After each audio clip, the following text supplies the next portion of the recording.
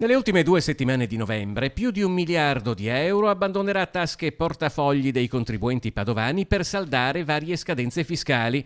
Se allarghiamo lo sguardo all'intera regione, poi la cifra sale a 5 miliardi. Quindi, secondo la provocazione lanciata da Confapi, in 15 giorni il Veneto pagherà il reddito di cittadinanza all'intero Sud Italia. È chiaro che non sono i soldi di oggi che andranno a pagare tutto il reddito di cittadinanza del Sud dell'anno prossimo, perché i numeri questi sono.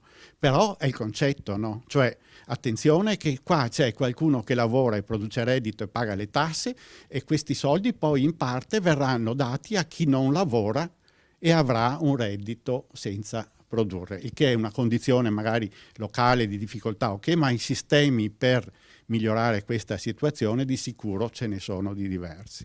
Il tour de force fiscale inizia il 16 novembre, 2 settimane in cui si condensano il versamento dell'IVA per il mese di ottobre per il terzo trimestre dell'anno, quindi il versamento delle ritenute IRPEF di dipendenti e collaboratori, e a seguire a conti IRPEF, IRES, IRAP e invio telematico del modello Uniemens. Non è solo un problema di pressione fiscale, ma anche di adempimenti burocratici. Da noi un imprenditore medio effettua in un anno 15 versamenti, 6 in più di un tedesco, 7 in più di un inglese, 9 in più di uno svedese. IRES e IRAP sono entrambe tasse sulle aziende. 2 moduli diversi, 2 tempi diversi. Perché non accorparle? E quindi l'IRES diventa una parte dell'IRAP e almeno c'è un adempimento solo con un conteggio solo da fare. Noi abbiamo vari periodi dell'anno nei quali si sommano sistemi per pagare tasse che hanno moduli diversi, destinatari diversi, modalità diverse, e questo è davvero qualche cosa che